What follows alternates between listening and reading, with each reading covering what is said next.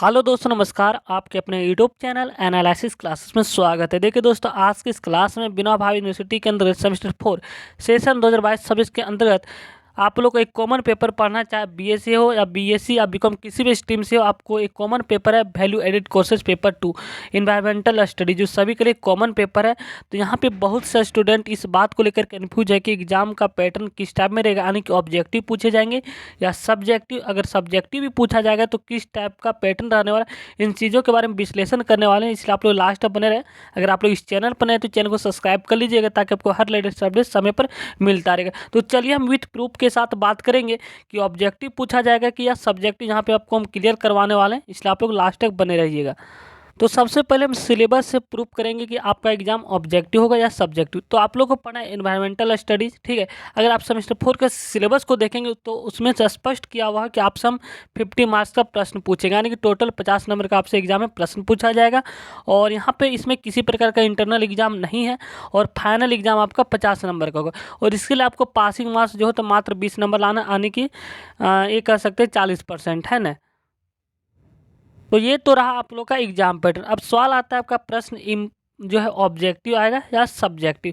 तो अगर हम सिलेबस के अकॉर्डिंग देखा जाए तो आपका जो एग्जाम का पैटर्न इस सब्जेक्टिव सिलेबस में दिया हुआ है, इसलिए आपसे एग्जाम में सब्जेक्टिव ही पूछा जाएगा, ना कि ऑब्जेक्टिव, ठीक है।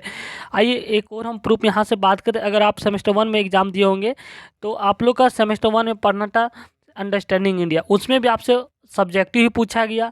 सेमेस्टर 2 में health and wellness yoga education में जो आपसे जो होता है सब्जेक्टिव ही पूछा गया।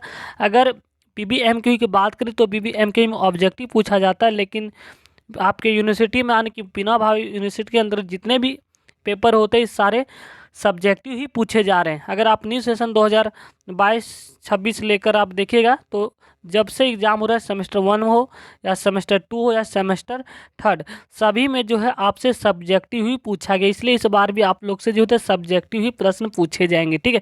और यहाँ से भी क्लियर किया हुआ है सिलेबस के अकॉर्डिंग कि आपसे जो क्वेश्चन रहेगा 2 ग्रुप में रहेगा, ठीक है। ग्रुप ए और ग्रुप बी।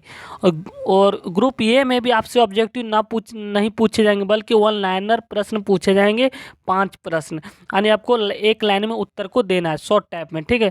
1 नंबर करेगा, यानी इसमें 5 प्रश्न पूछा जाएगा। और आप लोग को लॉन्ग टाइप के प्रश्न पूछे जाएंगे।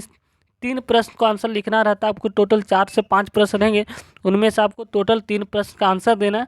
और हर प्रश्न 15 नंबर का रहने वाला, तो 15 या 45 नंबर लॉन्ग टाइप के प्रश्न और शॉर्ट टाइप के 5 प्रश्न पूछे जाएंगे। इस आधार पर आपका टोटल 50 नंबर का एग्जाम होगा, ठीक है।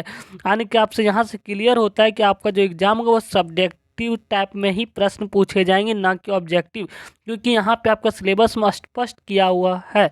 और अगर आप यूनिवर्सिटी के इतिहास में देखा जाए तो आपका 2022 से, यानी कि न्यू एडिक्शन पॉलिसी के तहत जितने भी एग्जाम हुए, सेमेस्टर 1 में हो, सेमेस्टर 2 में, सेमेस्टर 1 में आप लोग ने जो अंडरस्टैंडिंग इंडिया का एग्जाम दिया उनमें सब्जेक्टिव ही पूछा गया है। अगर सेमेस्टर 2 में हम बात करें तो health and wellness yoga education जो इसका एग्ज़ाम हुआ था, ये भी जो होता है सब्जेक्टिव ही पूछा गया। तो इस आधार पर यहाँ पे आप लोग का क्लियर होता है कि सेमेस्टर 4 में जो आपका एक इन्वायरमेंटल स्टडीज़ है उनका भी पेपर सब्जेक्टिव ही होगा।